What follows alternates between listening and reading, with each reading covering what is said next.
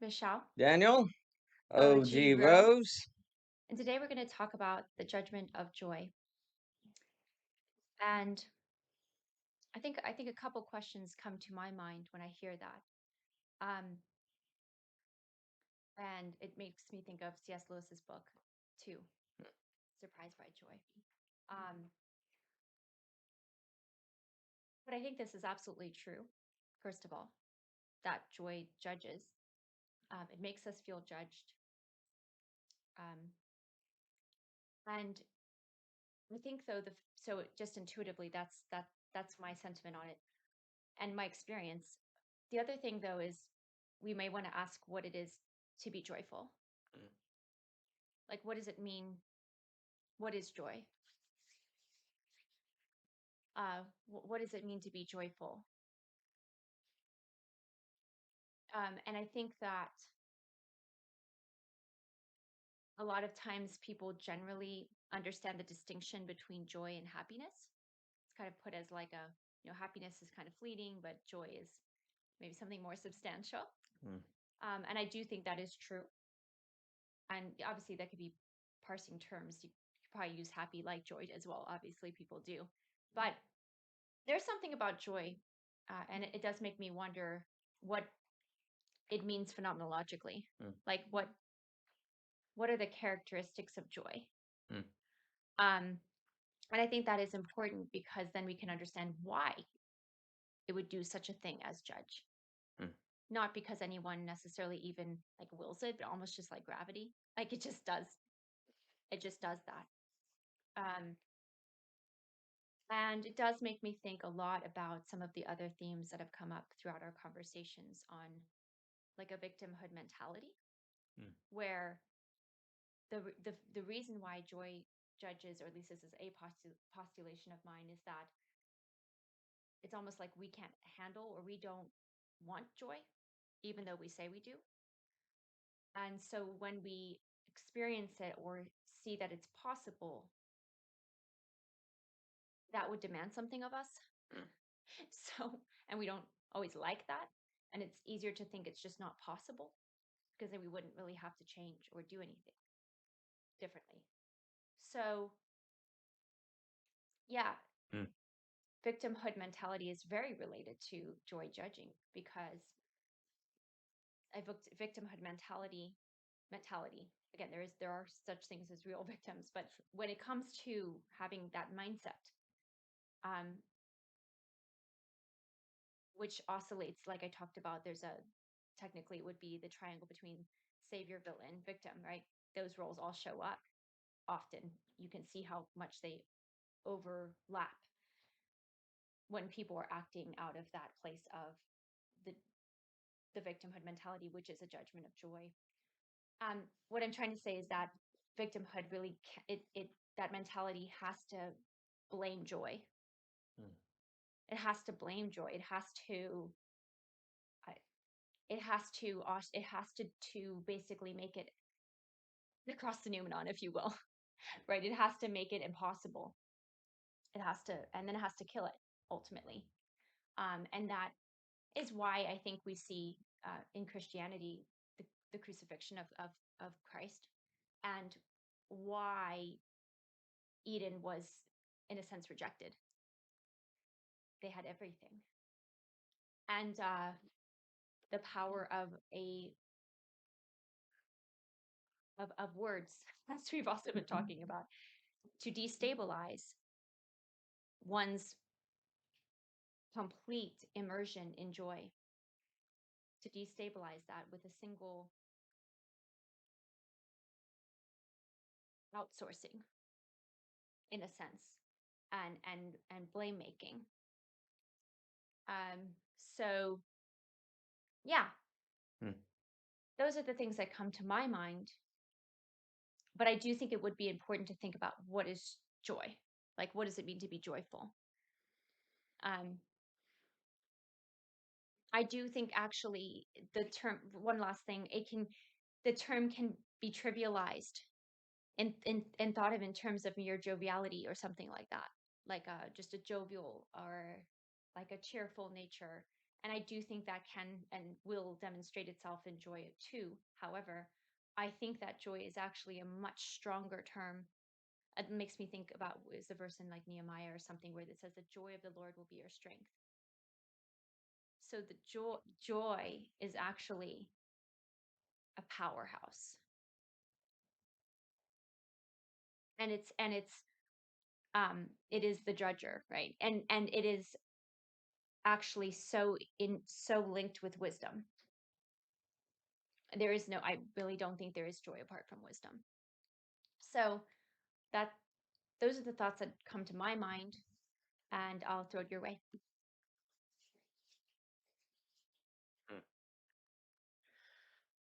Mm. Um, yeah, I think the right questions, like the question, like, what is joy exactly? What is judgment Yeah, exactly? exactly. That's another one. What does it mean that joy judges? Hmm. Like, does that mean joy pulls out again, you know, A gavel. a gavel and says guilty? Joy doesn't seem to say guilty. It doesn't have mind for that. It has better things to do than call you guilty. Right. So, I think very often when we think of judging, we think of a judge, and it's kind of someone looking down, looking over the evidence, and then making a discernment, if you're in the right or and you're in the wrong. Joy seems to be that which in the presence of you turn inward on yourself. It has a certain sort of recoil into yourself. And if there's something there that has not been addressed, you get stuck there. And then you can't open back up to the joy. And until that thing that you're stuck on is dealt with, you're stuck. Mm, Um, mm, mm. Well, really quick, that makes me think about how, again, just the Edenic picture, right? It's there's something about the fact that joy has always been there. It's always been available. And that is can be infuriating. oh, yes. And I think especially in the midst of I think in trials in particular, Hmm. that's when it feels this is where the non-rational comes in my opinion. It's a very non-rational and can feel like an even unloving thing to acknowledge and experience and choose that joy can be in the midst of trial. Um, and yet, again, if we think about that, the verse about the joy of the Lord will be my strength, then it is a weapon in a sense. Like it is in a sense, it is the power you need the most in trials. And it should, in a sense, to like to cast it out, to not allow. Like there's an interesting thing. Like it's interesting to think about the picture of Adam and Eve, like where they were cast out from the garden, but really it's because there's a prior casting out of joy. Hmm. And so I guess I just wanted to say that the ever availability again makes it feel maybe even that would feel like an affront to reality, right? Because it's like how, why, um Well, and yet it would be if it actually uh, if we could just for a moment say yes, it is true that it is your strength, then it is the very thing you need to overcome. hmm well, if joy is always possible, why didn't my parents give it to me? Why didn't my friends? Why didn't the money give it to me? Why didn't all these people in my life who said they love me give it to me? So there's already a sort of feeling of I was gypped in a certain Yeah. way, Or if or terrible things happen, then what do you mean joy? yeah, This is yeah. horrible. Why This did the is terrible thing and horrible. not the joy? So if you're saying to me Yeah. joy is always available, then are you just saying that everyone is ignoring it, or everyone doesn't know about it, and that they're choosing Is death? everyone delusional? Yeah, is everyone delusional? They're Maybe you're choosing death. delusional to think there's joy, right? Yeah, exactly. And the answer is yes. Everyone is rejecting joy because it judges.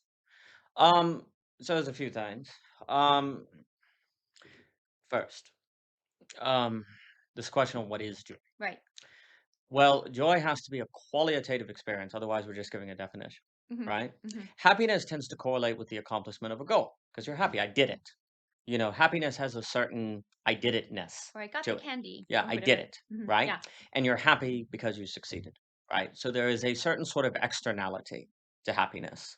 This was done, therefore I'm happy, right? Joy has a certain sort of disbelief. This is possible. There's a certain sort of I didn't expect this. I didn't know this could occur. Joy is fundamentally surprising. And it's surprising in a surprising way. Like it's not even something like, oh, you did not know. What does is this possible in relationship? Is this possible in Mhm. conversation? Is this possible walking across the yard? Mm. Thisness? This is possible. There is a certain quality of joy that the word jealousy is difficult to use, but it's used in the Bible for God, but it means something particular. But there's a certain something about joy that's a certain sort of jealousy for moments. I want every moment I can possibly have. I want no time to go away. I never want to kill time.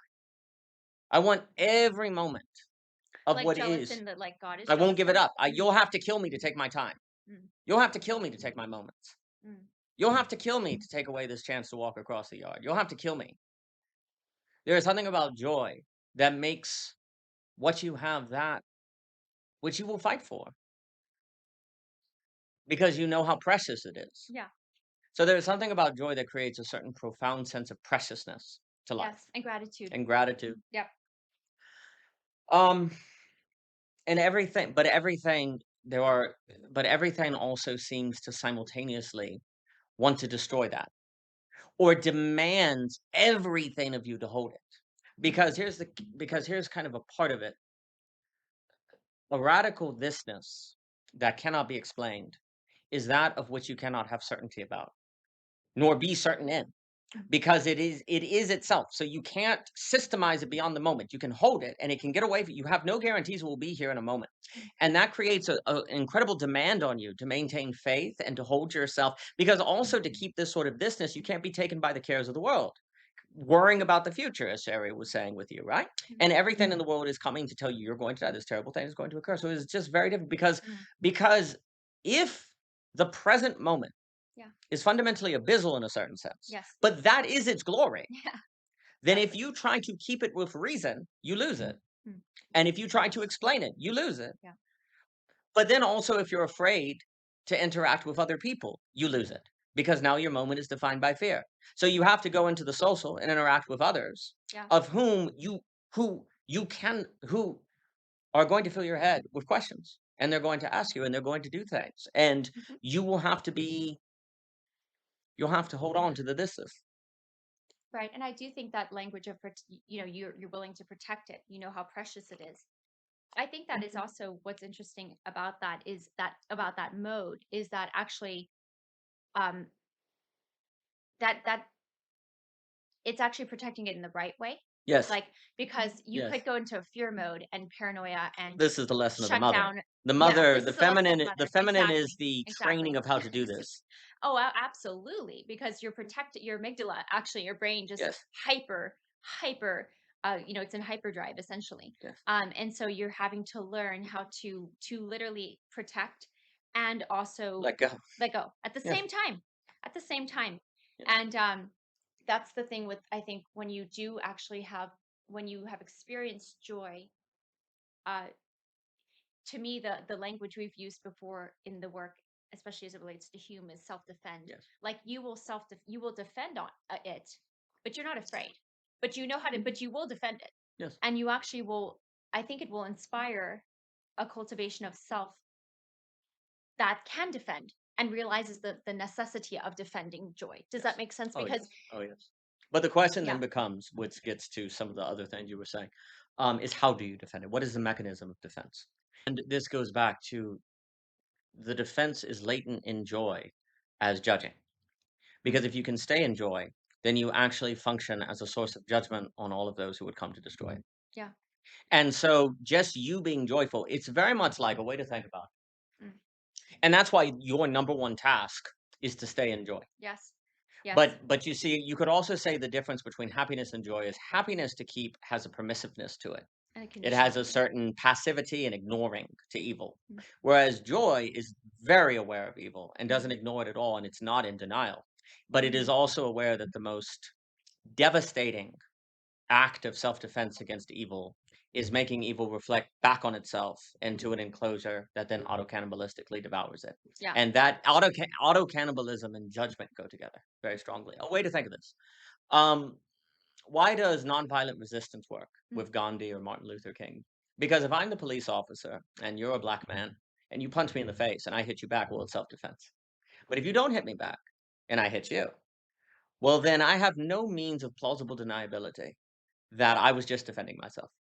I have to see you as I have to live with the reality that you looked me in the eyes and I hit you and beat you down and sent dogs on you. And what kind of person am I to do that?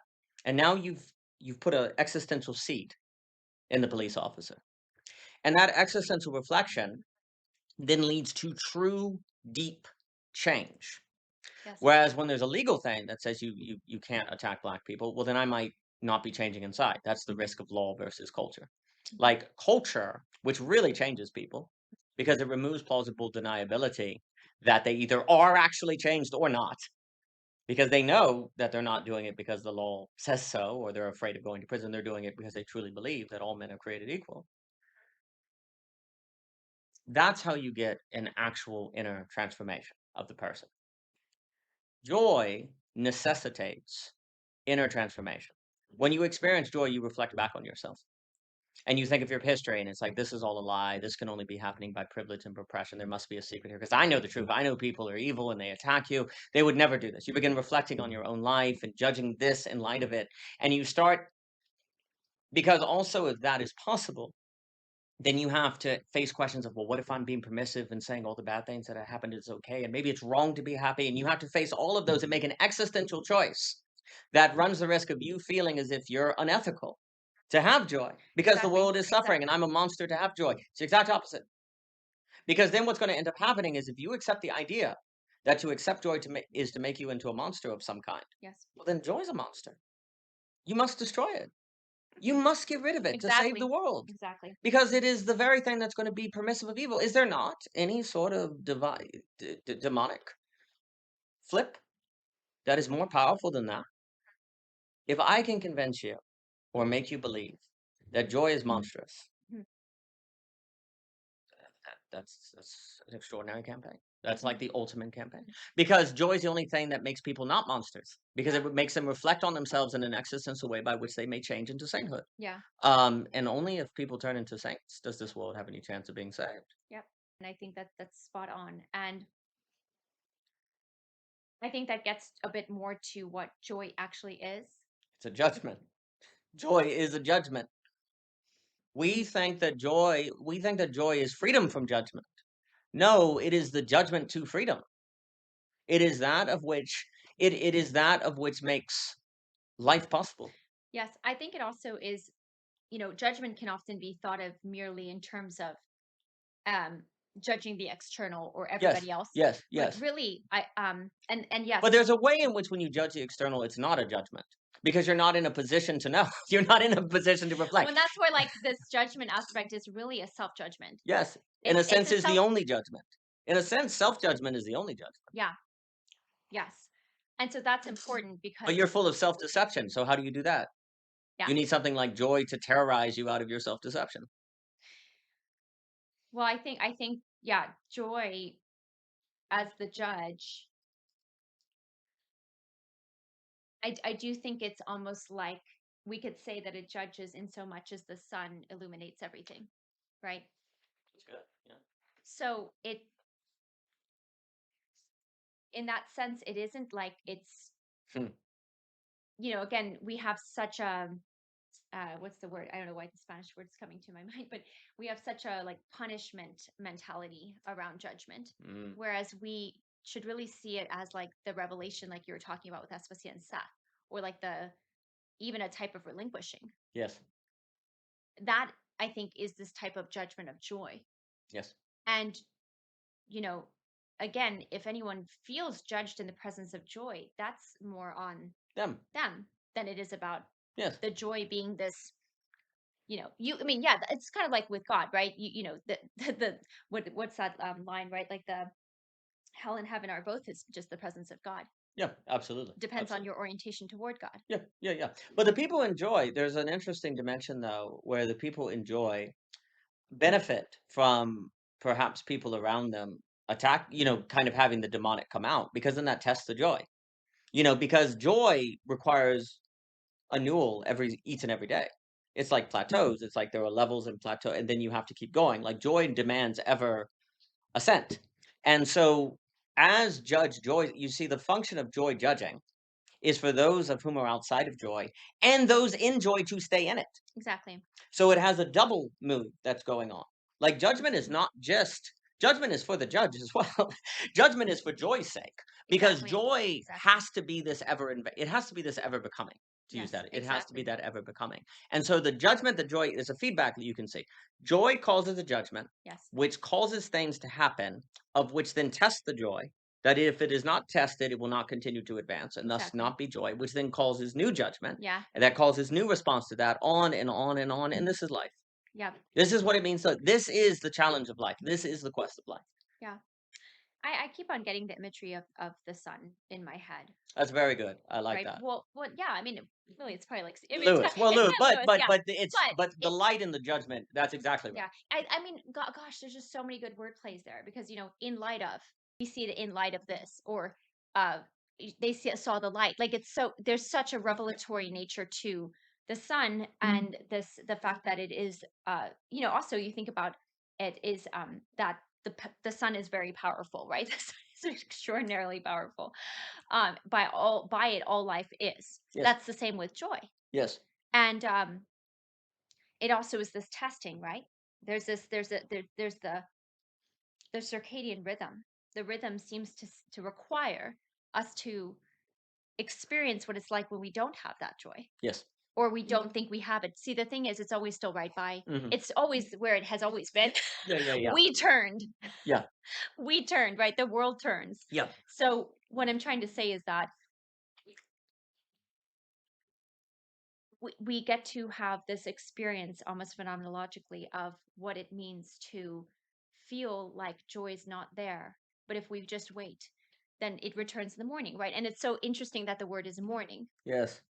Like Hmm. this is the thing is that joy, like I was kind of tapping on a bit at the beginning, it's not simply a lightheartedness. It's not simply uh, a jovial nature, because that can really be denial. Now that's the hard thing. These things can, you can just as much say, well, that person's in denial, that who actually has substantial joy.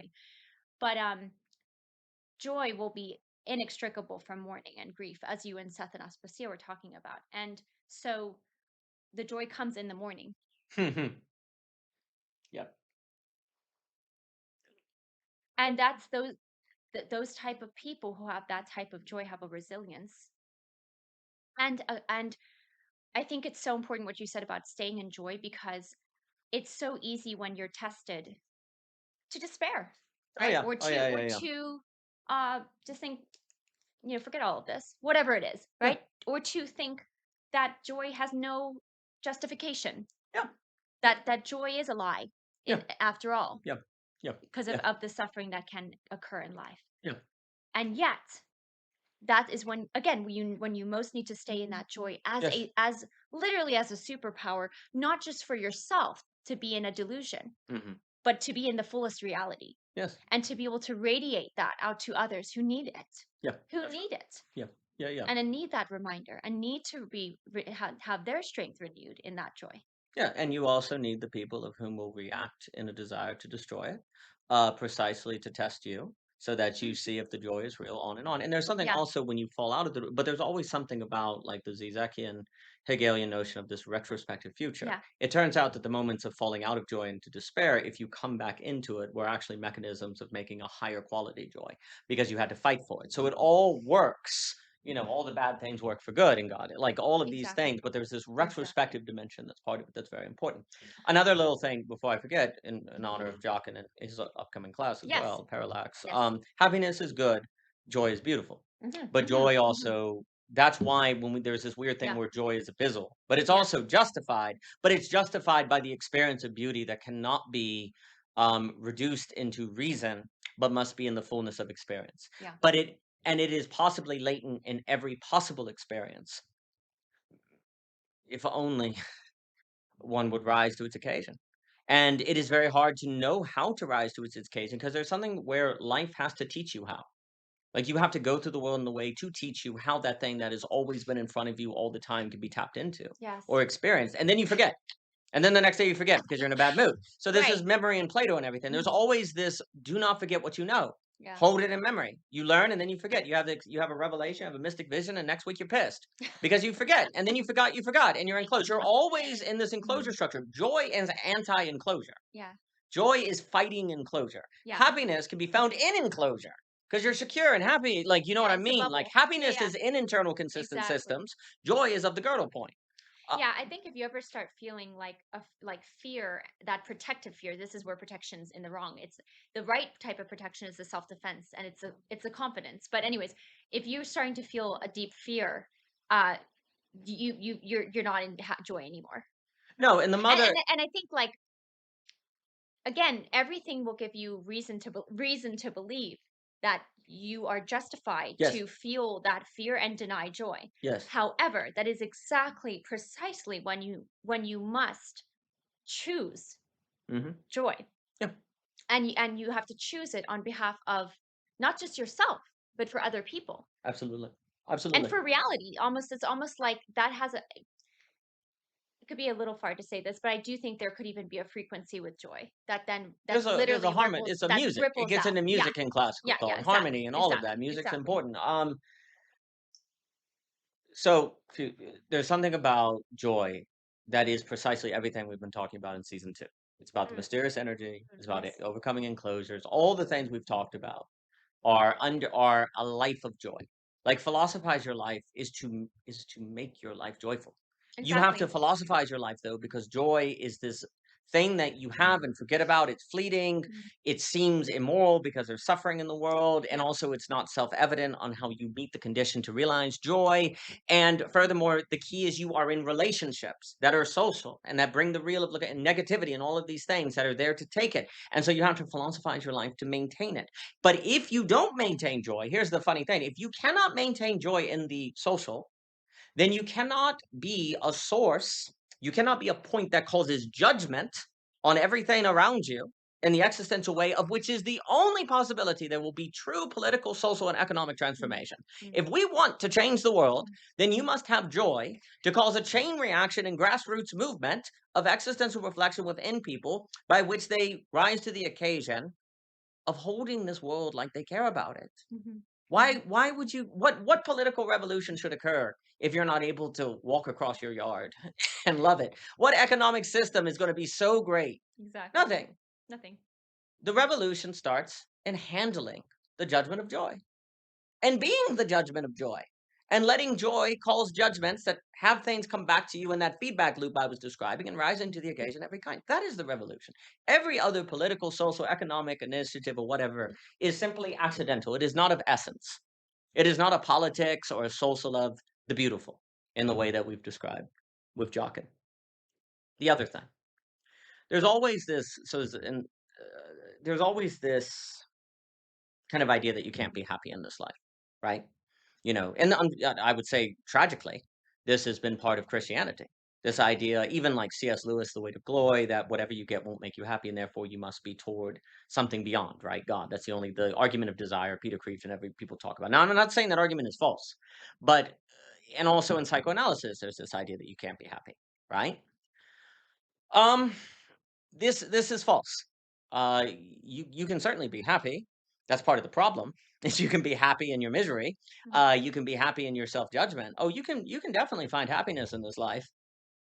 You just have to give yourself over to the demonic.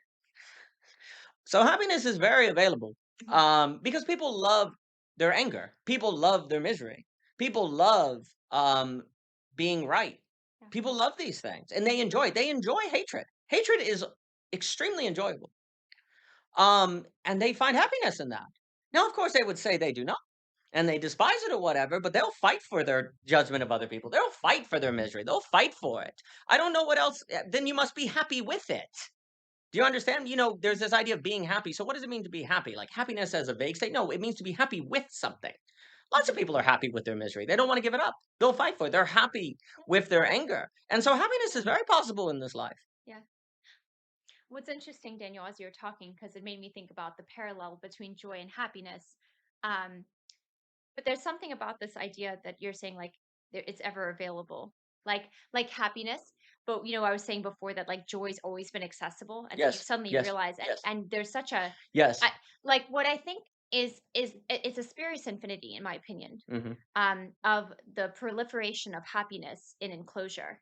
Yes, it's a spur. Yes, it always gives you that next object, next hatred, next judgment, next Exactly. thing. Yep, Yeah. absolutely. Yeah, until you maybe you're You're completely, changed until well well, either you're until changed or you consume yourself. Like yeah, it's you either consume yeah. yourself or come to the cross. Yeah, yeah. There's no option. Well, here's the weird thing. Happiness is always available in giving over to the temptation of your knowledge of good and evil. Mhm. And joy is always available, but here's the issue. The availability of joy requires conditions. Yes. You have to meet conditions. Happiness does not require any conditions. You just start hating someone and being righteous in it. Well, that's interesting you say that, because see that even with that, I was thinking about how joy was actually, uh, how do I put this? It's, well, okay, this is better to say. It's conditional Yes. because it will condition your heart Yes. and demand something of you. Joy is conditional, but the But it's conditions are always available. exactly, exactly. And also it's non-contingent Yes. in that sense. Yes. In the sense that, just like Paul will say, Yes. no matter my Yes. circumstances, I can It's have, non-contingent. yeah, Yeah. like Mhm. that he can still have the joy of the Lord, or Yeah, he can still be. the contingency of happiness is that you never forgive the person or that you Well, never yeah, I stop mean, hating. happiness has tons of contingencies. I'm not happy Yes. because I didn't get the thing I want. Yeah, I'm not happy absolutely. because It's of this. full of I'm not happy contingency. because Yes. I hate this person. I'm not happy because I'm sure about this Yes. person, whatever. Yes. That's happy. That's why it's so contingent, and Yes. that's why it's so, uh, yeah, it's so much more volatile. Yeah, and But when people say I'm not happy because of this person, they're happy with not being happy with that person because they're not changing it or they're not doing something to it or they're fixated on it and they can't let it go because they like the feeling of justice. They like the feeling of their interpretation, et cetera, et cetera. well, and this is why certainty will be a torture. We've talked about this, and this Yes. relates to what Yes. you and Especia and Seth were talking about with like torturous meaning Yeah. making. But and I had thought about this. We had a conversation about this. One of our in our season one OGOS conversations about certainty Mm, and conspiracy theories, etc. And I mean, this is a very strong temptation. This is a funny thing. I don't think the church always talks about the right types of temptations, no. but to be honest, but one of them is, and maybe they say, well, we do. It's pride, because certainty is kind of a pride. True, but the mechanisms of how it presents itself is always in a very rational, very almost Yes. ethical way, Yes. right? And I can feel that too. I think especially in trials, you want to jump to certainties, Hmm. and as a kind of stabilization. Hmm. But actually, you're just literally tormenting yourself in something you don't know. You Exactly. don't know. No, You you don't don't know. know. You don't No, actually you know don't what know. the But outcome will you be are about this. darn You don't sure know. you do. Yeah, you don't know how actually this person feels, or how this is going, or whatever And you're this, that, the other. happy with your Yeah, understanding. and yeah, and you feel again justified. Because This you is don't go why. talk to them, so they have nothing to give. So you're happy with your understanding.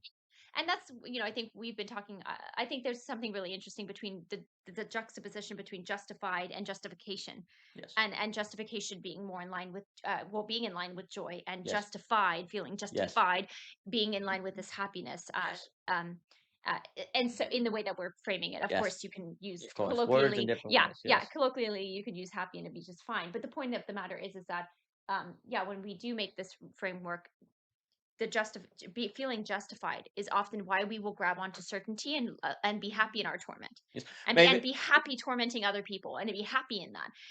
Although we say we're miserable, Yes. right, or whatever, because again, like, that's that phrase, misery loves, company, and misery also creates company, and you just feel less alone, I guess, you Yes. know in your misery. Well, maybe the way um to put it is that to Rilke's famous line, "You must change your life." Happiness says no. Joy says yes. mm, mm.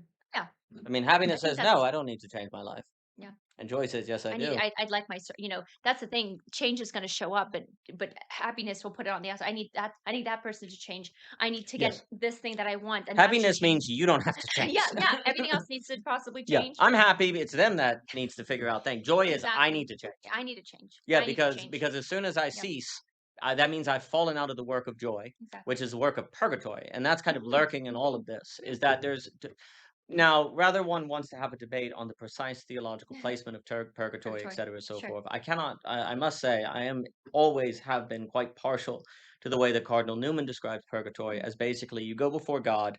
It would be like if I said, "Hey, the king's coming over," and you've been out in the garden, mhm, you're covered in mud. You'd want to take a shower and get dressed up and clean the house, right? Like you would just want to. And in fact, if like the king or someone of grandeur came to your place and it was a disaster, there would be a certain radical shame that mm, occurs in that, right?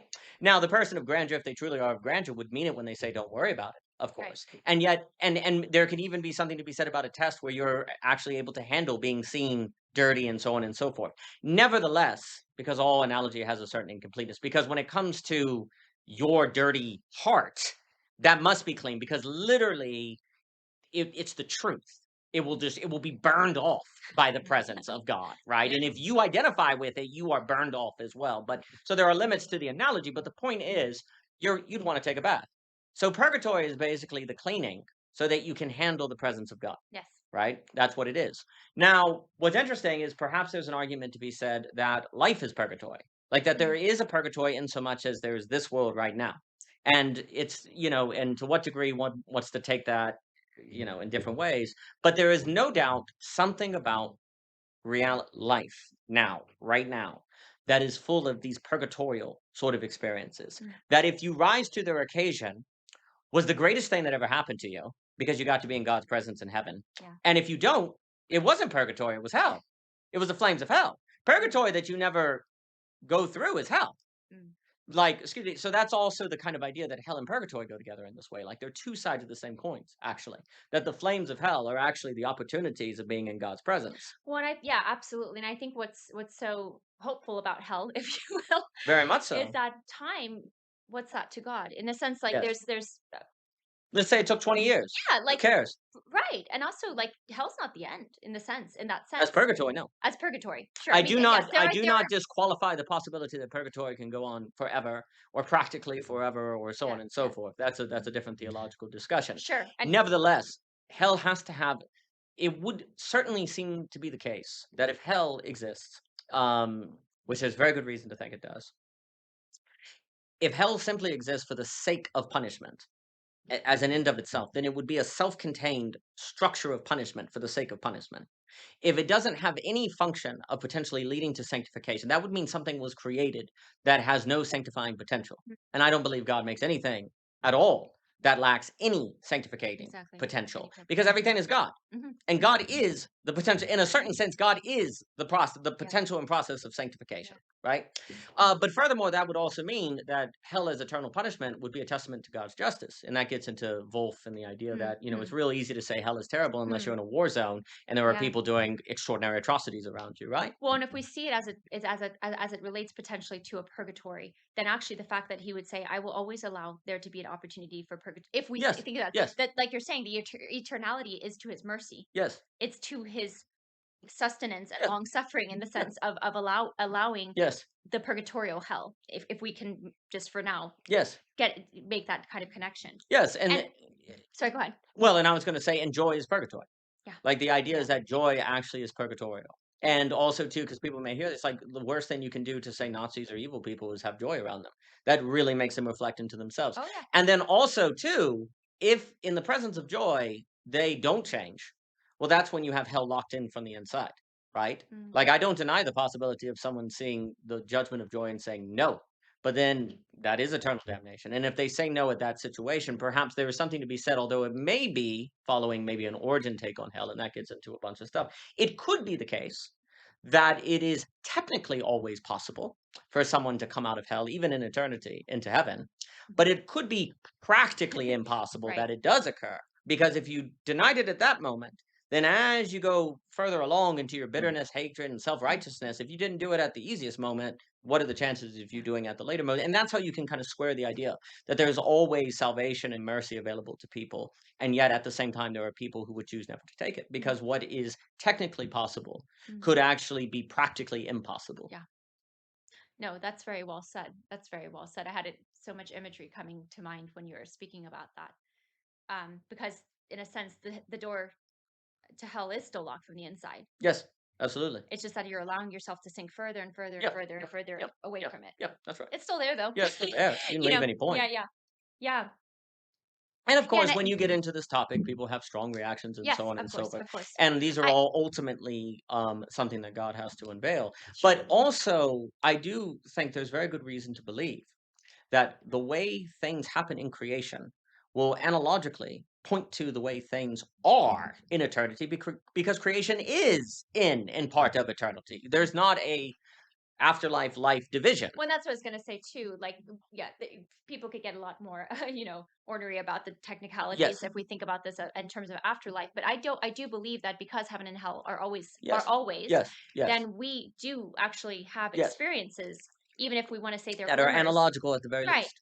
to Yes, experiencing heaven and hell now. yes, And that is absolutely true that people, that's why people use the expression, yeah, I had a hell of a day, yeah, whatever it is. I mean, yes. that actually sometimes can be used in the No, reverse, but sure. you get what I'm saying. Like, they put me through hell, stuff like that, Yes, right? Or yes, this is heavenly, right? People yes, use this language all the time because we and our mind, we have the yeah, psychological scape for eternity yes, already. yes, So for that reason, and you could also say spiritual scape for that as well. So for that reason, we this is why I think it's still relevant to link hell and purgatory, because yes, while you're still alive, you're still living. There's yes, still time. Hell is not the end of in that. Yes, it is the end in some respects if you allow it to burn everything away, yes, all of the hatred, all of the yes, bitterness, all of the yes, vileness.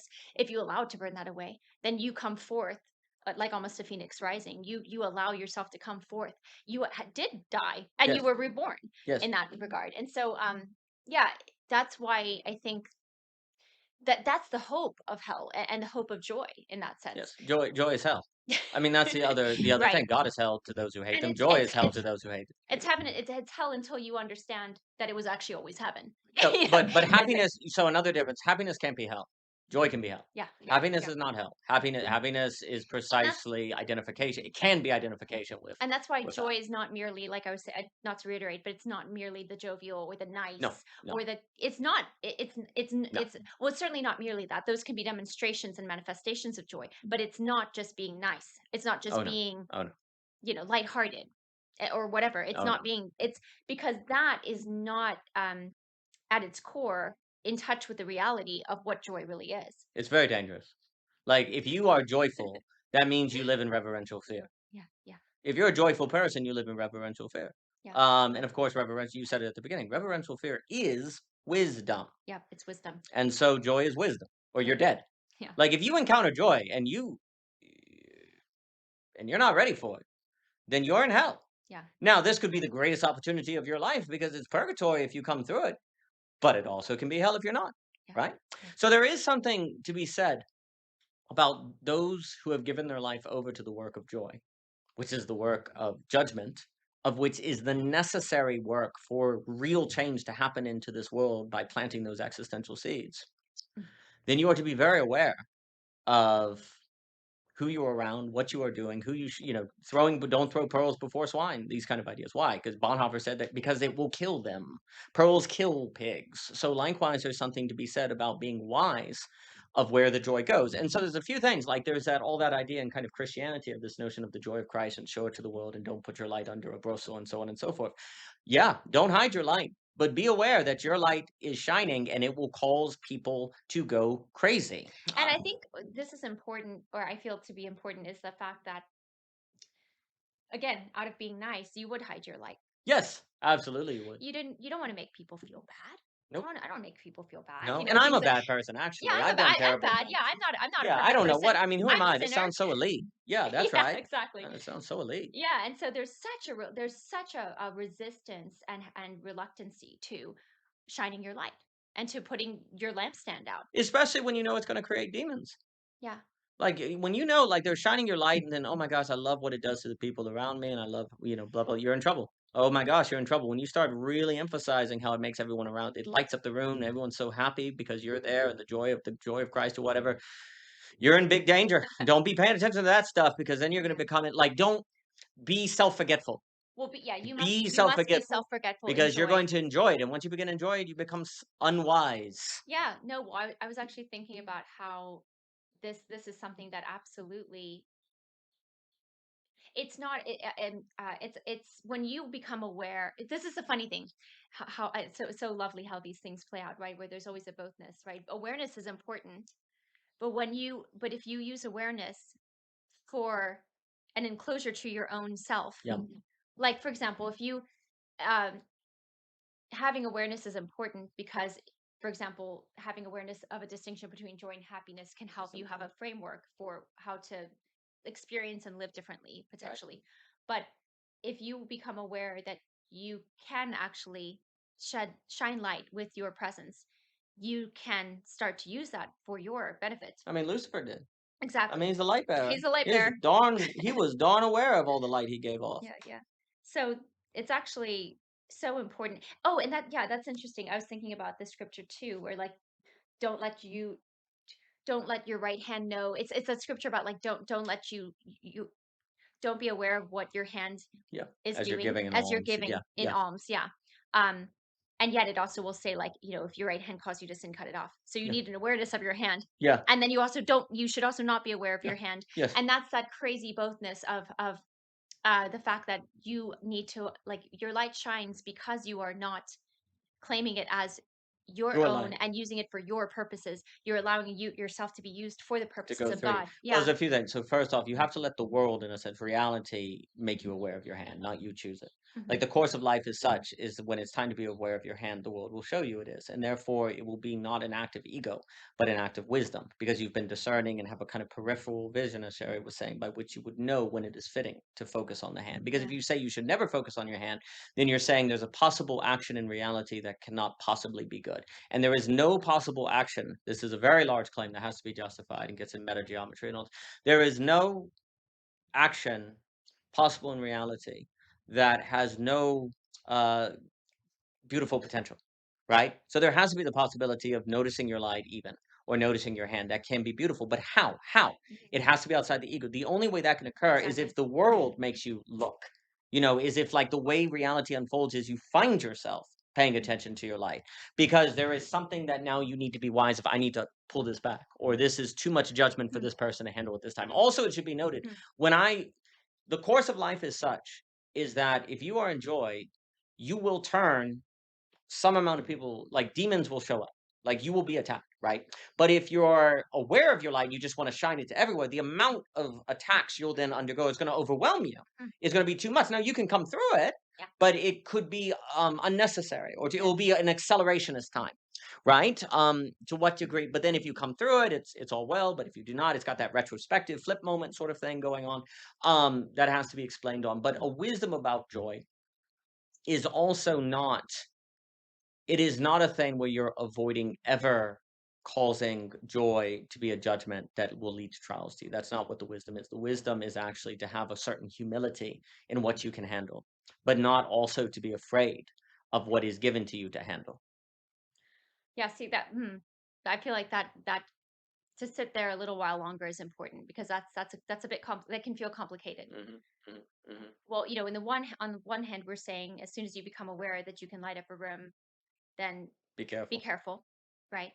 Otherwise, you may start to use it to your own advantage and you Yeah. become Lucifer, And right? not even realize you Yeah, are, or maybe deny, or knowing you are in the back of your mind, but yeah. hiding it. And it's also the Jezebel spirit. Yeah, yeah, yeah, yeah, yeah, yeah, yeah. And yeah, very, very, yeah. So Dangerous. very dangerous. And then there's also but if you are just doing the thing that joy does, right? Where it's like what the sun Yes, just illuminates yes, stuff yes, and people feel a certain way because of it. You yes. can't be afraid. You But have to, this, and you also can't like say, oh, well, it's not, oh, yeah, you do all that you kind of stuff. get self-conscious. Like, Yes. stop, Don't just look at be me. Yes, self-forgetful. yes, Allow people to say what they will. Now, yes. in terms of this, like what I'm kind of hearing you say, Daniel, is this toning down or something like that? Is that what exactly do you mean It's an by extremely good question. So, we like, have this way now. There's also a lot more. There's something also. There's a few more very important things on the C.S. Lewis psychoanalysis stuff on the impossibility of happiness and joy, yeah, because there's two sides of this. There's happiness is very possible in the enclosure, but then there's another sense in which it's a genuine sort of no. It just seems like whatever I do in life, it doesn't work out, and it's not happy, etc. So forth. So there's something there, and there's actually been a major problem in Christianity, kind of accepting the idea that you can't be happy in this life. And mm, when they say happy, the problem is there's then not a distinction between happiness and joy, joy, but yeah, we will get back to that. Okay. So why is there this verse that says, "Don't hide your light"? People must want to hide their light. Jesus wouldn't have to be like, "Don't hide your light," if there wasn't a Mhm. desire to do it, right? So Right. then the question is, why? Why hide your light, right? The command seems to be, "Don't hide your light," and then go into places where your light will cause judgment. Mhm. This is a kind, in a sense, this is evangelism. Yeah. This is the evangelism of shine. You are to not hide your light, and you are to go into places that that then you have no idea what will happen because of the response to Mm. the light. But then he says, "Be wise as serpents." So what does that mean? Yeah. It's like don't decide where you're going to go. Mm. don't you just want to say, "Well, I'm not going to hide my light, so I'm going to go to this place, and every day and have a really Mhm. efficient sort of structure." Like, no, no, no, no, no, no, no. Don't hide your light, but wait for the Spirit to speak. But Mm. when the Spirit speaks, you got to go, and don't hide your light. Mm. And that is evangelism. Evangelism is the spreading of the judgment. I mean, evangelism, because the other thing too, when the gospel, as you know, I have a certain criticism of the phrase sharing the Sharing the gospel. gospel. It just depends on what we mean. Yeah, yeah. When you say that you've been saved from your sins, if you go through the judgment of joy, the cross makes way for judgment. It's very important that the cross is not like automatic salvation. You will stand before the judgment seat. And the thing that we have to remember is like the cross, if there was no judgment, like if there was no cross, then you'd just be damned. Judgment is a grace. The fact that you get judged is an upgrade. Before you weren't even going to get judged, you were just screwed. But now you get judged. So there's a grace there. Yeah. We tend to think of grace, judgment is the opposite of Yeah, we grace. mm, This is a major mm. problem. Yeah, no, this is good because I think a lot of times too, even the language has kind of put us in a disposition of fear because like the final judgment, as if like The that's it. final judgment is neutral, is joy. Yeah. It's the victory of joy is the final judgment. And you will be burned alive by its presence, or it will be, of course. You'll just say, of course. you know. Judgment is not the opposite of grace. There is grace in judgment. But Yeah. so Yeah. the cross just makes way for judgment. Yeah. It is not. Here's the problem. Here's the problem. There's a kind of compression of language that makes the cross equal salvation. Salvation. No, the cross makes possible judgment, of which affords the possibility of Yes. salvation. Yes. And judgment is actually in that sense it is the process. Like again, Yes. it's kind of felt as this, finality Yes. and something that you just one day come to. No, it's Which purgatory. It's right. this burning. Well, it's also like I think the judgment seat is in your heart. Yes. Yes. So that is where it's the seat of where you feel your sense of conviction. And Yes. Yes. and This is yes. and that's good because then oh, I need to change. Yes. Now, to make sense of this too, if you Yeah. say the cross makes possible judgment, of which affords the possibility of salvation. Well, remember, joy is judgment. So the cross makes possible joy that affords the possibility of salvation. But the issue is that joy judges, and we hate joy. We don't like it. We don't want joy. It hurts. It makes us, because you have to give up your understanding of reality. You have Yeah. to relinquish it. Ultimately, Yeah. it is so hard to operate in the world giving up your knowledge of good and evil. Like the tree of knowledge of Right. good and evil, like that is it's hyphens, knowledge of good and evil. It's the dynamics of how you understand people's motives. You're relinquishing your complete understanding of the dynamics of good and evil, and hyphens between Yes. good hyphen m. Yes. So it is so incredibly difficult to give up your understanding.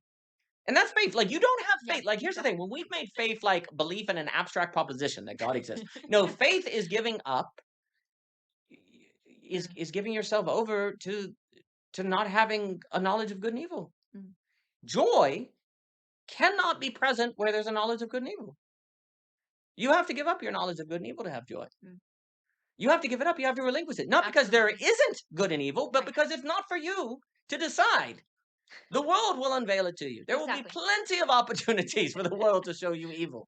And you are to operate and carry yourself in a way that doesn't hide your life. And guess what? If you don't hide your life and you're bringing the judgment of joy, evil showing up, and you will face it then. And yet the joy again will be the strength because you think about a dark room and uh, you can light a Yes. single candle, Yes. and Yes. everything is illuminated. And you can Yeah, see clearly. you can. Yeah, Yes. I mean, and So it's it gives you a yeah. strength, but then also we don't want to light the candle because we don't want to see it's in the room. Mm-mm. We get more comfortable with the darkness, Oh, one thousand right? percent. And then if we see something, we're responsible for seeing it, Yep. and we no longer have plausible deniability. Yep. Whereas if we're in the dark and we didn't have a candle and something kills us, poor guy didn't have a candle, is totally his Yeah. fault. So it gives you a little more of an out, right? Yeah. Yeah. Yeah. Yeah, and I think I kind of was linking what you were saying there about the knowledge of good and evil with certainty, of course. 100%. 100%. Yeah. People, you know, there's this idea that the lack of certainty is a curse. It is the greatest gift because that means you can have joy. Yeah. Joy cannot be where there's certainty. Joy can only be where there's confidence. Yeah. And I think if you ever are feeling like just the overwhelm of human emotions, right? Especially the hard ones, right? Well, what it always I don't know what joy shows is that actually the hard emotions and the good emotions or whatever, like they're actually there's this interconnection between them.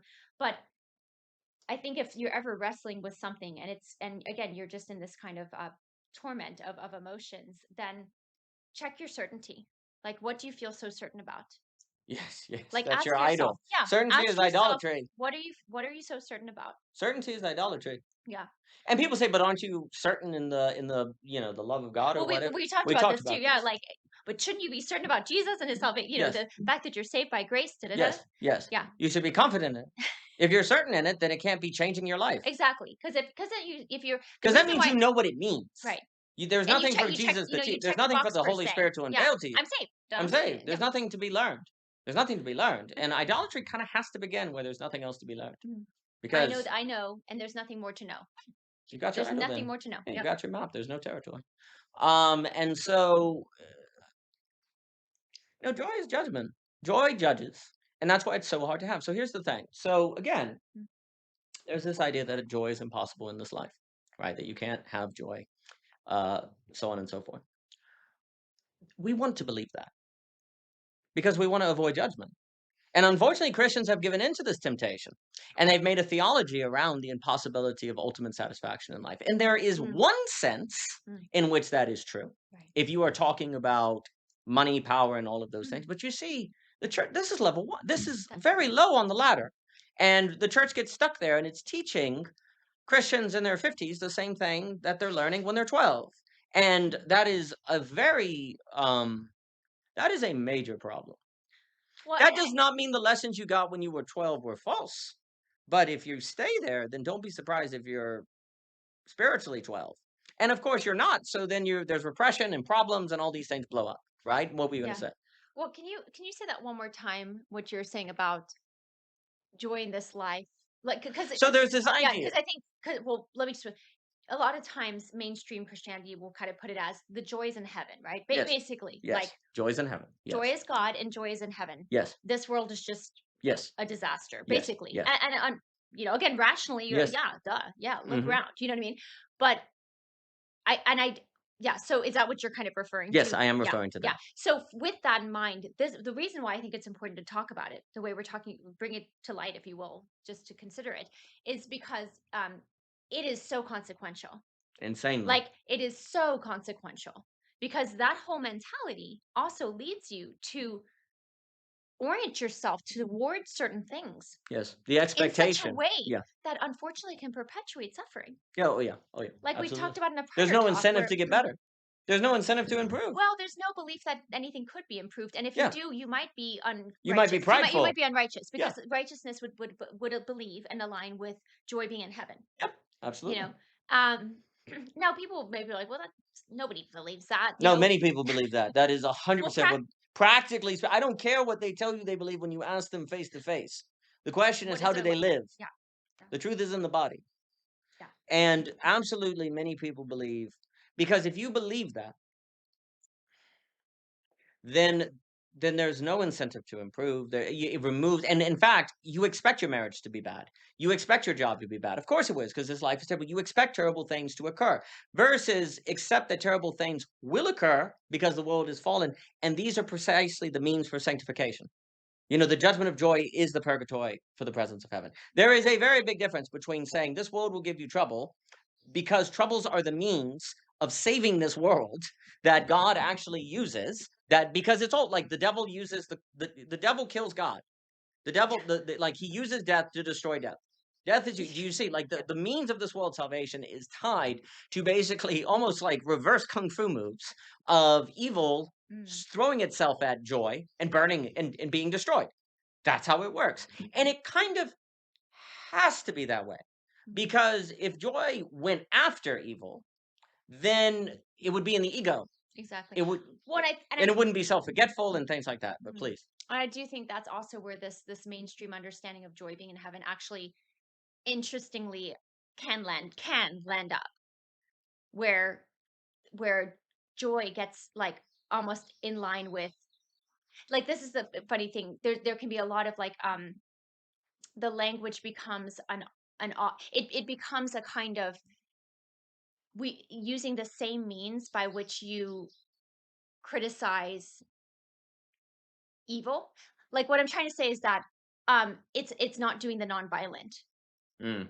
Yeah, yeah, yeah, yeah, yeah, yeah, yeah. So it doesn't cause existential reflection, so there's not transformation. Yeah, because like that feels safer, Oh, it's way obviously. safer. You know, Yeah. it feels Mhm. safer, it feels Mm. easier, it's less existential. Yeah, yeah. Um, Because you can feel like you're doing the right thing if you go on the attack. Like, if you go after it, like, you feel certain, "I know I'm doing the right thing." Right? absolutely. Um, That's why they wanted Jesus to be the king, the Roman Empire that destroys the bad guys. Because then we know he's the savior. If he kicks out the Romans, we know he's the savior, but if he dies on the cross, he what the heck? Like, Jesus, like, mm, everyone wanted Jesus to go after evil. They wanted him to do it, and he didn't. And there is no doubt whatsoever that Jesus, compared to all the other supposed Jewish saviors at the time, who were more aggressive, they didn't make a difference. Jesus completely transformed the world. But looks like madness to me. Looks like complete madness to me, mm, because he doesn't have to do anything. Joy judges. Joy will do the work. It will spread the judgment. yeah, All you gotta do is go around and shine, as the Spirit leads. yeah. There's something so powerful in the wordplay of "he did nothing," Yeah. Yeah, yeah, yeah. and how nothing becomes such a problem. Like, Mm. I guess that's what I was trying to get at with the fact that you have to be careful that your joy doesn't slip into using the same games or the same Yeah, operations you had to you of need that wisdom. which is its opposite. Yeah. Mhm. Um, so because then it is not, uh, in a sense, it's not, because again, joy in its nature does, like, that's it's an interesting thing. Like, it's not really doing any, like, in a sense, it kind of does nothing in Yeah, this, in a again, in sense it this does nothing. non-violent way. And you can accuse it of doing nothing, Yeah, you know? and yet it does everything. Like, Yeah. that, like, kind of the flip moment of Yeah. that. Like, Mhm. it's um But that's the so the but that's the a certain apathetic nothing. mm, Like, the idea of Christianity is actually it's an apathetic nothing that is like a white hole that births all of creation. So the question is, lack nothing or is lack not nothing? Because if you say that, no, Jesus is in a sense a lack because he's not taking out the Romans or what, well, actually that is pregnant.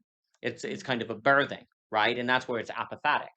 Um, but there's this something like Jesus has to be accused of, you're just hanging on the cross. If you're the what did the thieves say? If you're so great, come down from there, right? And the other thief was like, think of me in this day when you're in paradise, right? They were mhm. accusing Jesus of just like, what the heck? Do something, right? Absolutely. And there's very good reason to think that most people who saw Jesus died, they never thought he did anything because they never saw the resurrection. He never spoke to them. He never thought anything. They probably went to their graves thinking that guy was crazy.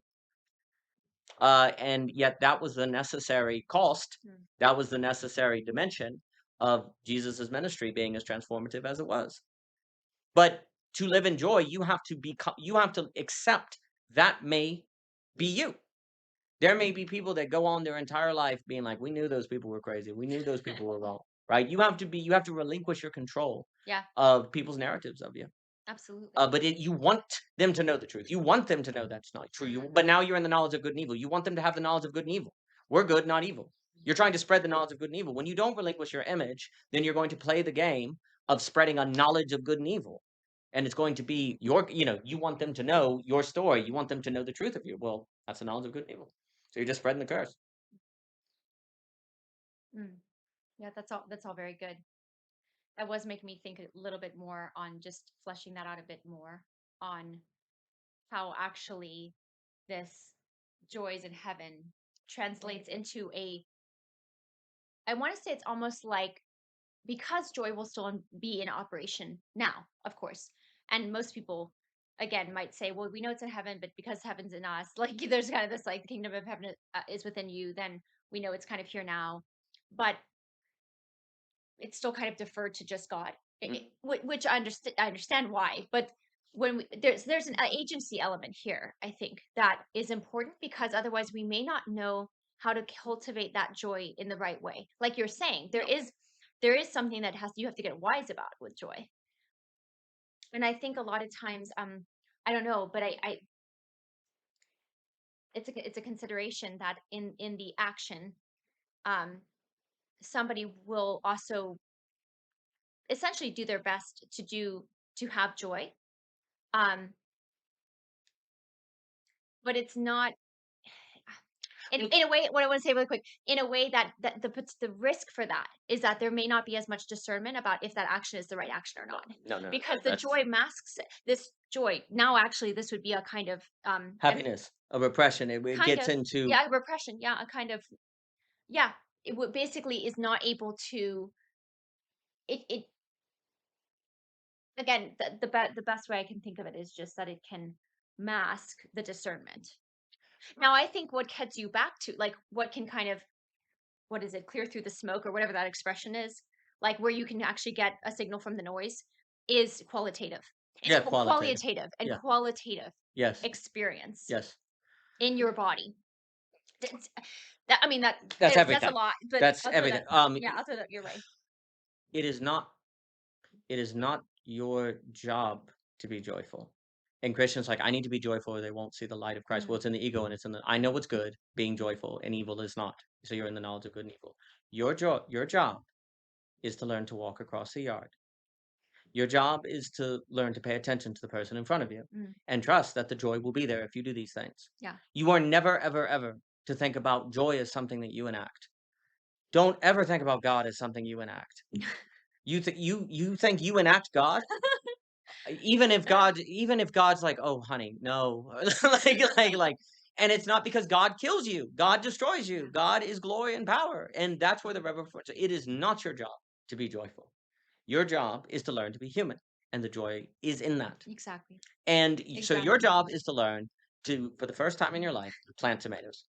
Your job Yep. is to learn how to really listen to someone, Yeah. how to do what Steph teaches, to be in the body, to Exactly. work with your emotions like Asper said. Your job is to be human. Yeah.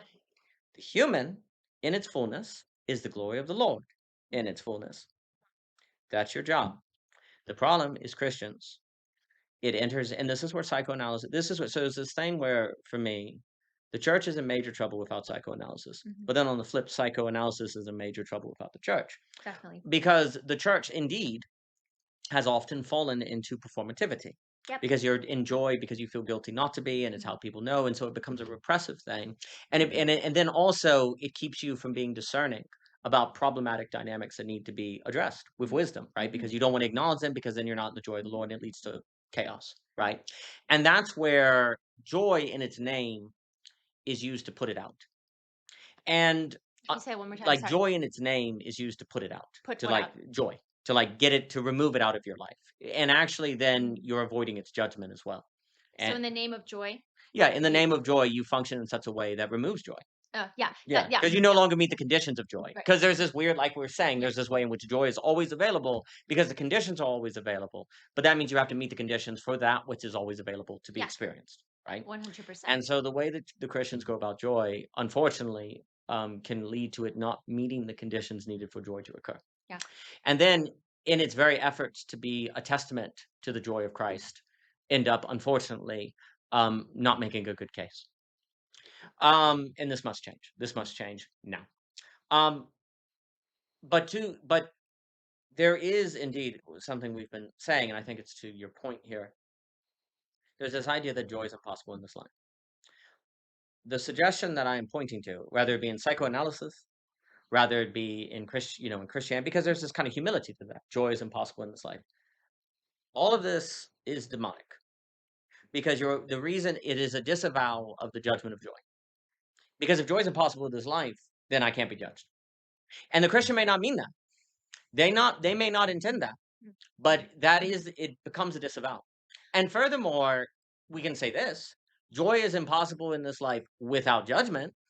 Yeah. yeah. And if and you see if you say, well, judgment, if the experience of judgment equals not the presence of joy, then joy is impossible in this life. Right. Because you experience judgment as evidence there is no joy, therefore you say joy is impossible.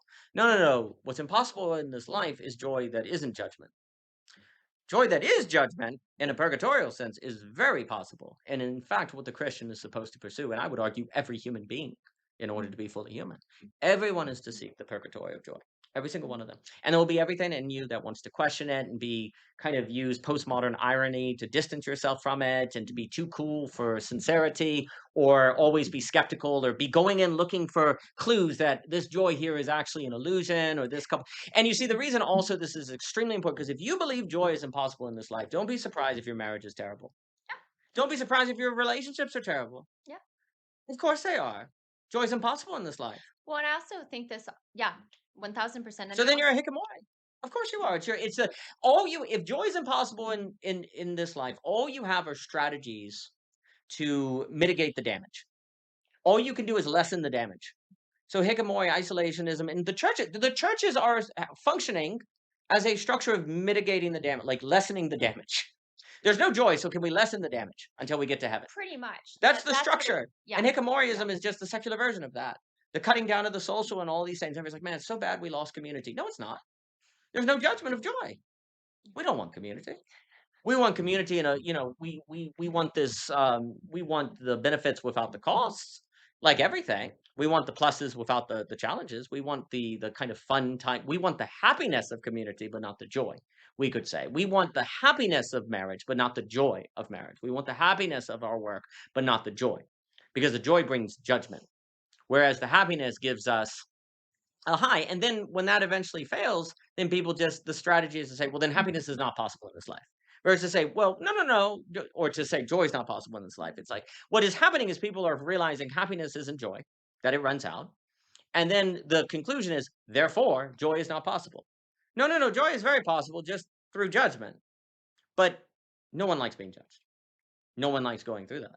Nobody likes that terror. So it's much easier to disavow it. And I'm very sad to say that psychoanalysis, Christianity, all of these are disavowing joy to escape its judgment. It is very, very important to believe that joy is possible in this life.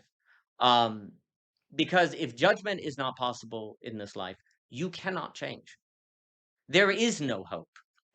There is no hope. You must believe in judgment because that is precisely because you can't know how you need to change Yes. without joy, without encounter, without surprise. You cannot know how to save yourself. You are enclosed. You cannot save yourself. That's that idea. You need you because you can't save yourself. Yeah, absolutely, you cannot. The only thing that can make you save yourself is the existential reflection caused by joy. And of course, the other word for joy in this conversation is beauty.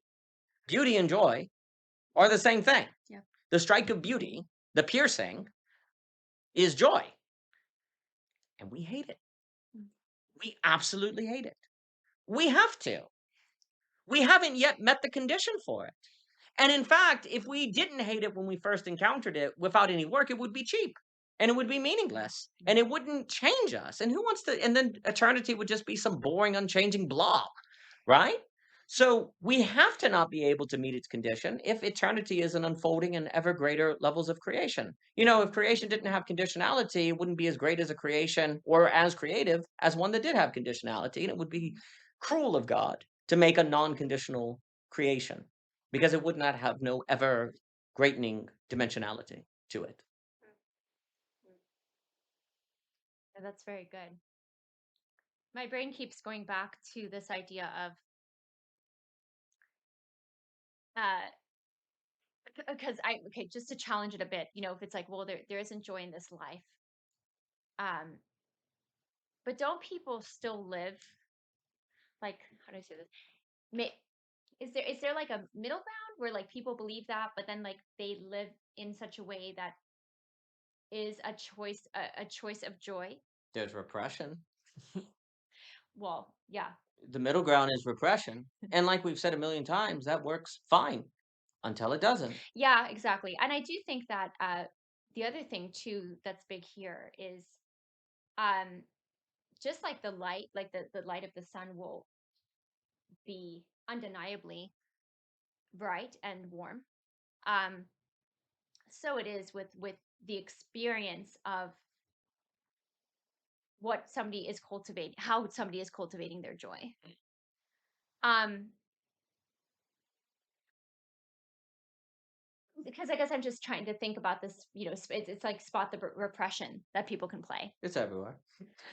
It's completely everywhere, Yeah. and joy I, doesn't spot repression. It shines with its light, and people and deal people with their own repression. exactly, and that's why I think it's so powerful. Is like spot the repression is a happy game in the sense Yes, that it's it absolutely a happy game because you're looking yeah, for happiness by removing repression, exactly. and that puts you as the judge, and that never Yeah, works. no, it never works. It never works. And yeah, and It may treat a symptom that creates time to get to the cause, but it cannot be the full work. And in fact, it's very dangerous. well, yeah, it's extremely dangerous, and it's also it lacks the ability to discern quality. Completely. Completely. That is the risk of that. Whereas if it look, if somebody feels that they are, again, this is where certainty would be problematic here. But okay, let's just give like if somebody's spotting the repression, and you know, if that's something that somebody time unveils. So the thing is that when if instead of taking the route of trying to address it directly with spot the repression, um what you need to what that person needs to do if they feel, well, look, I don't even think you can feel you need to enact change for somebody else, Right. really. But um you will inevitably, you will ripple effect by ripple effect affect change and conviction in people's hearts and realization in people's lives if you simply choose joy for yourself, Yes. and if you simply cultivate joy and wisdom for yourself. Yes. And honestly, when you speak to things you do not know and have not never experienced and have never, then you there, I don't know how there's a that lacks wisdom. It does. It lacks wisdom. Completely. Yes. um because it's so fixated on a type of certainty. Yeah, the moment you have certainty, you're in the wrong. Because creation doesn't work by certainty. Yeah, The seems only like, we talk about no straight lines in nature. there's no Yeah, straight line. No, yeah. there's the now, the present, and have you learned to walk across the yard yet? If you haven't learned to walk across the yard yet, what are you doing talking about certainty? You haven't learned to walk. So you think you can judge?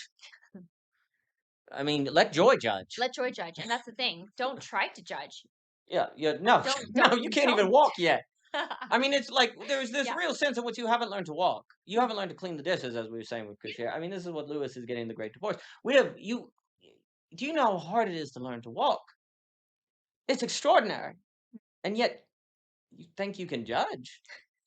No, you can be a vessel for judgment and joy, Enjoy, and exactly, it's exactly. extremely important that you dedicate your life to doing so. But you think you can judge without joy, being the source of judgment for people like nonviolent resistance.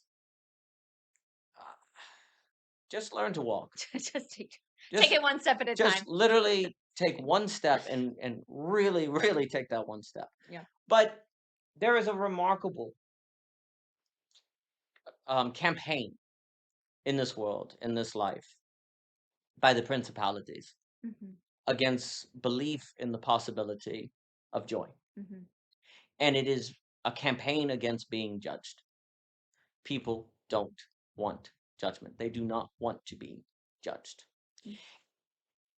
And the thing is, for me, the counter, of course, would be Camus' The Fall, and other people to say, no, I love the joy. I love being judged. I I love being love judged. people seeing Mhm. me as negative. No, that's not judgment. That's perversion. Yeah, That's exactly. that's where you enjoy actually the wickedness. Yeah, The judgment of joy will not let you enjoy the judgment.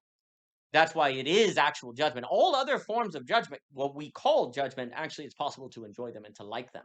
yeah, Like there are many criminals. You can see it like I want you to see me as a sick, horrible person. Yeah, I enjoyed killing that person doing those things, right? And when the judge says guilty, you couldn't give less of a darn, yeah. right? There is absolutely zero possibility of wanting the judgment of joy. That's why it's the real judgment. Mhm. Everything else are judgments made by man, of which have a role to hold the Which are system. basically jouissance. Yes, yes. And It's that's either actual judgment or jouissance. yes, it's correct. And I'm not saying that everyone that is sent to jail or whatever is Camus' The Fall Sure, or sure. things like it, but I'm People saying really do experience there is remorse. Yeah. but there is absolutely a possibility of distraught, of Yeah. people loving being seen as dirty and horrible and that no, no, no, no, no. You will absolutely not love the judgment of joy.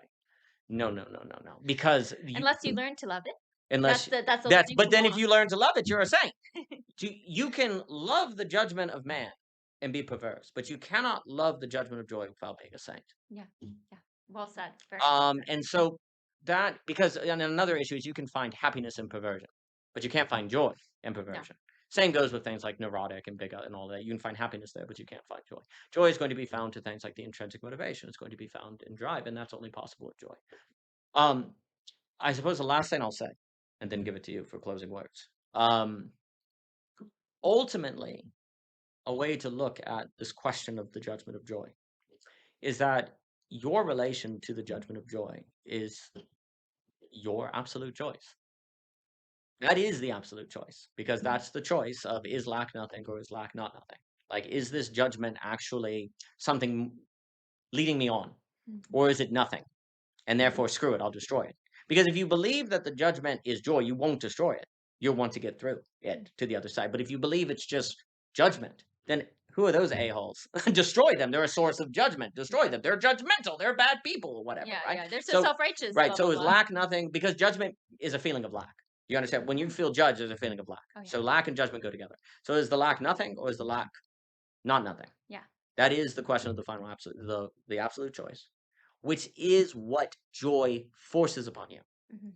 You're walking down the street minding your own business and there's joy, and now you must make the absolute choice. You never know when it's coming. The wind blows where it will. Yeah. Now you must make the absolute choice. Because if you decide joy is not possible, then that is the absolute. That is the horizon according to which you will operate in your world. And you will live in such a manner that will make it thus. And you will pay the price of whatever absolute choice you make. Now, if you make the absolute choice that no, this is the judgment of joy and joy is possible in this life, then you will live your life in a way. Well, that is the absolute, and that is the horizon according to which you will live. You choose. You choose. And if you choose, one of them is the choice of enclosure and internally consistent systems and a denial of the girdle point. The other is the choice of dwelling in the girdle point, dwelling in incompleteness, which is dwelling in the thisness of life, dwelling in that this walking across the yard is the still point of eternity, here and now, from which the wind blows and comes where it will, and I will be here to receive it. And this is the final absolute choice. And it is joy of which pins you down because it's going to show up and it will pin you down. And you will now have to decide. Time's up. The time is up. Joy is here. Decide now. Choose life. Give it to you. Final words. Thank you, beloved.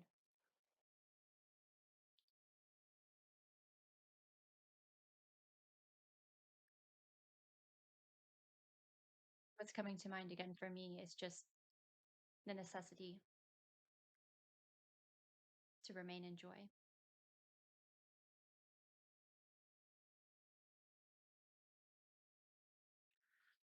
More. My OG Rose. Visit ogrose.com. And thank you so much for your time. Thank you.